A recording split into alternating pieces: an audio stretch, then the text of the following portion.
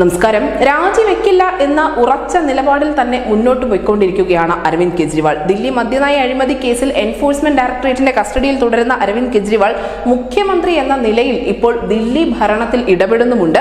ഇഡിയുടെ കസ്റ്റഡിയിൽ ഇരുന്നു കൊണ്ട് അരവിന്ദ് കെജ്രിവാൾ എങ്ങനെയാണ് ദില്ലിയുടെ ഭരണം നിർവഹിക്കുക എന്ന കൗതുകമാണ് പലർക്കുമുള്ളത്. അരവിന്ദ് കെജ്രിവാളിന്റെ ആദ്യ ഉത്തരവെത്തിയത് ദില്ലിയിലെ മന്ത്രിയായ അതിഷി മർലേനയ്ക്കായിരുന്നു. ദില്ലിയിലെ കുടിവെള്ള ക്ഷാമം പരിഹരിക്കുന്നതിന് വേണ്ടി എല്ലാ നടപടികളും എടുക്കണമെന്നതായിരുന്നു അദ്ദേഹം ആദ്യം നൽകിയ നിർദ്ദേശം. ദില്ലി ആരോഗ്യമന്ത്രിയായ സൗരഭ് ഭരദ്വാജിനായിരുന്നു രണ്ടാമത്തെ ഉത്തരവ് വന്നത്. ദില്ലിയിലെ മൊഹല്ല ക്ലിനിക്കുകളിൽ സൗജന്യ മരുന്ന് വിതരണം ഉറപ്പാക്കണം എന്നതായിരുന്നു ആ നിർദ്ദേശം. ഇത് രണ്ടും എൻഫോഴ്സ്മെന്റ് ഡയറക്ടറേറ്റിന്റെ കസ്റ്റഡിയിൽ ഇരിക്കവെയാണ് അരവിന്ദ് കെജ്രിവാൾ പുറപ്പെടുവിച്ചത്. മാത്രമല്ല അദ്ദേഹത്തിന്റെ ഭാര്യ ഇന്നും അദ്ദേഹത്തിന്റെ ഒരു സന്ദേശവുമായി മാധ്യമങ്ങൾക്ക് മുന്നിൽ എത്തിയിട്ടുണ്ട്.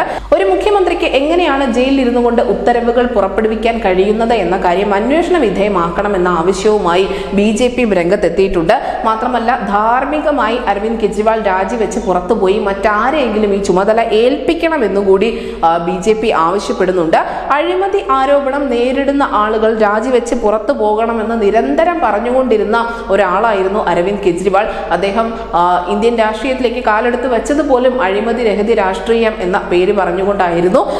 നിലവിൽ അരവിന്ദ് കെജ്രിവാളിന്റെ രാജി ആവശ്യപ്പെട്ടുകൊണ്ട് നിരവധി പ്രതിഷേധങ്ങൾ BJP തലസ്ഥാനത്ത് സംഘടിപ്പിക്കുന്നുണ്ട്. അടിക്കടി അരവിന്ദ് കെജ്രിവാൾ ഇഡിയുടെ കസ്റ്റഡിയിൽ ഇരുന്നു കൊണ്ട് തന്നെ ഇത്തരത്തിൽ ഉത്തരവുകൾ ഇറക്കുന്ന സാഹചര്യത്തിൽ ഈ പ്രതിഷേധ പരിപാടികൾ കടുപ്പിക്കാൻ തന്നെയാണ് BJPയുടെയും തീരുമാനം. News desk VCT Malayalam.